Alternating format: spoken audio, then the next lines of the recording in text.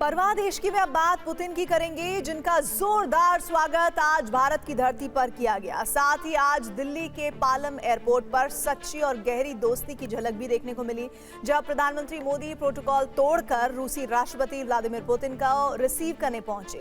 ये एक दोस्त का दूसरे दोस्त के प्रति प्यार और सद्भाव था। हालांकि भारत आगमन से पहले पुतिन ने एक ऐसा फरमान जारी किया जिसने अमेरिका के साथ साथ पूरे यूरोप को डरा दिया है। हालात यह है कि अब संपूर्ण यूरोप में हलचल तेज है, क्योंकि पुतिन ने सौगंध खाई है कि अब वो अपने यूएसएसआर का सपना पूरा करेंगे, ग्रेट रूस बनाएंगे। और अगर यूरोप ने बीच में आने की कोशिश की तो फिर यूरोप के साथ सीधी जंग होगी, यानी दुनिया में महायुद्ध का आगाज।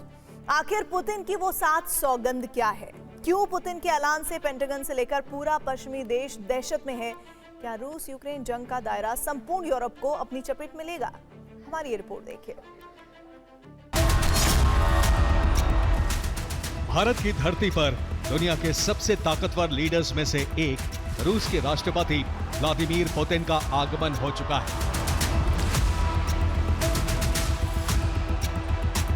पुतिन की इस यात्रा से भारत और रूस की दोस्ती नए फलक पर पहुंच गई है।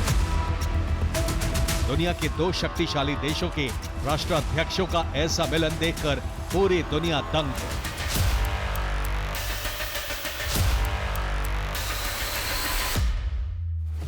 पुतिन 2 दिनों की भारत यात्रा पर हैं, लेकिन दो दोस्तों के इस मिलन से दुनिया के कई देशों का जलना और भुनना तय माना जा रहा है। लेकिन भारत आगमन से पहले जियोपॉलिटिक्स के खेल के माहिर खिलाड़ी पुतिन ने जो ऐलान किया, जो सौगंध दोहराई, उसने पेंटागन से लेकर संपूर्ण यूरोप तक में खलबली मचा दी।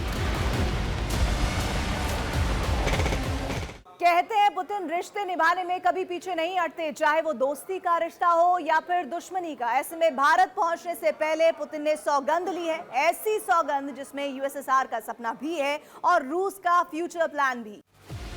दुनिया में रूस को अलग थलग करने की यूरोप की साजिश का पुतिन ने करारा जवाब दिया है। साफ कर दिया है कि अब रूस के रास्ते में जो आएगा उसे ऐसा अंजाम भुगतना होगा जिसकी कल्पना भी उन्होंने नहीं की हो। पुतिन ने साफ कर दिया है कि अब बातचीत नहीं, यूक्रेन दहन होगा।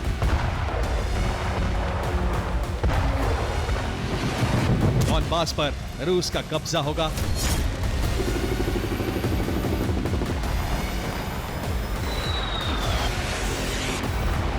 नोवरोसिया अब यूक्रेन का नहीं बल्कि रूस का हिस्सा होगा। उसे यूक्रेन के चंगुल से आजाद कराएंगे।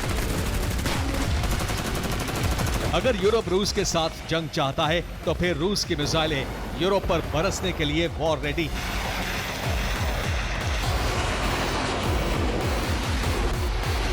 और भारत रूस के रिश्तों में दरार डालने की पश्चिमी साजिश वो कभी सफल होने नहीं देंगे।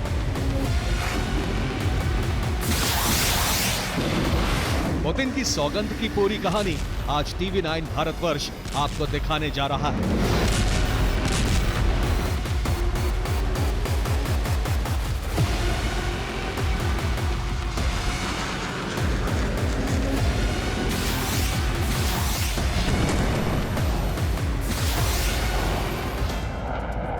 ये पूर्वी यूक्रेन है, युद्ध का सबसे डेंजर जोन, जहां 1 मिनट के लिए भी फायरिंग थमती नहीं, जहां कई महीनों से लगातार जंग चल रही।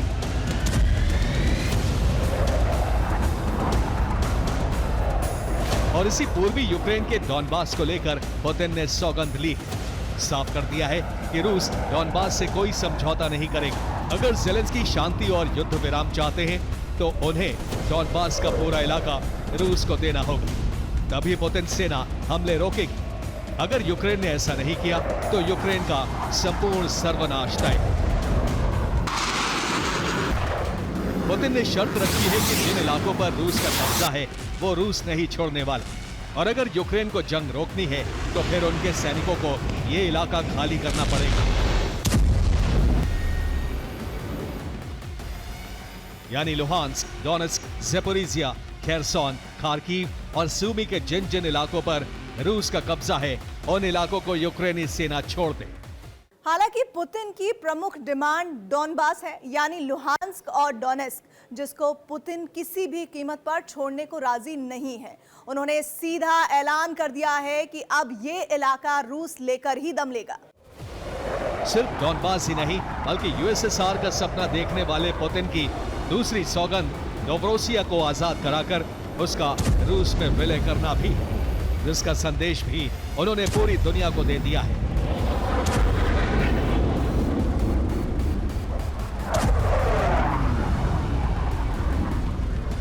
पुतिन नोवरोसिया का विलय रूस में चाहते हैं। नोवरोसिया को नया रूस भी कहा जाता है। नोवरोसिया 18वीं शताब्दी में रूसी शासन के अधीन था। पुतिन इसी ऐतिहासिक आधार पर इस क्षेत्र को फिर से रूस का हिस्सा बनाना चाहते हैं। प्रेसिडेंट पुतिन ने ये बिल्कुल क्लियर कर दिया है कि जो डोनास्क का जो इलाका है, जो ईस्टर्न यूक्रेन का इलाका है, जो कि मोस्टली रशियन स्पीकिंग इलाका है, जो कि मिन्स्क अकॉर्ड के अंतर्गत भी उसको माना जाता है, जो मिन्स्क अकॉर्ड के उन्होंने रद्द कर दिया, उसको नहीं मानते अब। तो इस इलाके में 90% इलाका तो ऑलरेडी रशिया के कब्जे में है। तो पुतिन का ये स्टैंड बिल्कुल क्लियर है कि जो इलाका मेरे कब्जे में है और जो इलाका नहीं भी है उसको मैं लेकर रहूंगा। उसके आगे पीस प्लान की बात कीजिए। पुतिन भारत में हैं, लेकिन संपूर्ण यूरोप में भय का माहौल है।